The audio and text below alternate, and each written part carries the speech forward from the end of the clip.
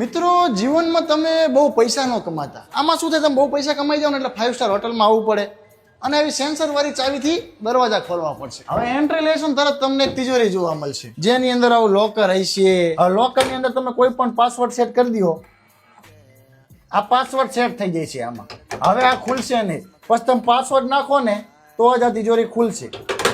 હવે તમારે તમારા જ રૂમમાં ફરવું હોય તો તમારે ઉઘાડા પગે નહીં ફરવાનું. આ સ્પેશિયલ ચપ્પલ આપે એ પહેરવાના. પૈસા વાળા થઈને શું અમારે આ જ કરવાનું છે. હવે આ તિજોરી જતી તા બીજું કબાટ આપવાની શું જરૂર હતી? આ બીજું કબાટે આપશે, અંદર આપશે હારા મહિલી કેટલી અને ચાન કોફાના કાગળિયા એ ખૂટતું તો ફ્રીજે આપી દીધું. લે હવે આટલું અમને ઓછું પડતું હતું તે આની અંદર ઇસ્ત્રી આપી. લે આ ઇસ્ત્રી કરવા માટે પાટિયું આપ્યું. મોટો જમણવાર થઈ ગયો કે એવું વાડી બુક કરવાની જરૂર નથી, એવડો તો આમને પલંગ આપ્યો. આવું ટેબલ આપી દેશે, બે ખુરશી આપી દેશે હારા મહિલી, એટલે એમને બેઠા બેઠા સુવા લાઈટ નીચે બેઠા બેઠા મારે કોફી પીવાની જલસા કરવાના સમારે. હવે આ છે બાથરૂમ. આવું સારું બાથરૂમ આપવાની શું જરૂર હતી ભાઈ? અહીંયા રૂમાલ કેટલા બધા આપ્યા એ તમને. પછી આની અંદર આ બધી વસ્તુ આપી, દાઢી કરવાની, બ્રશ કરવાની, નાવાનો હાબુ. અને બાથરૂમ પાછું આપ્યું કેવું આપ્યું? કાચવાળું. અને કાચવાળું બાથરૂમ આપ્યું એનો વાંધો નતો, એનો એક આનંદ લેતા હતા. પણ ત્યાં તો 3 પ્રકારના શેમ્પુ આપી દીધા, એક કન્ડિશનર, એક શેમ્પુ અને એક તો બોડી વોશ. નાવાનું, ધોવાનું ને પાછું બોડીને વોશ કરવા માટેનું કંઈક આપ્યું. હવે આ ફુવારામાં એક બાજુ ગરમ પાણી આવે, એક બાજુ ઠંડુ પાણી આવે. લોકોને અહીંયા તો ઘડીક શાંતિ હોય મોબાઈલની, પણ અહીંયા અમને ટેલિફોન આપી દીધો. બેઠા બેઠા વાત કરો. હા, જમી લીધું. બેડની બાજુમાં ટેલિફોન આપી દીધો. તમારે જે મંગાવવું હોય ઓર્ડર કરો એટલે તરત હાજર થઈ જાય. ટાઈમે ટાઈમે રૂમ સાફ કરી જાય. એટલે અમારે શું હળી ભાંગીને બે કટકાઈ નહીં કરવાના. એટલે જો હજી કહું, બહુ પૈસા ન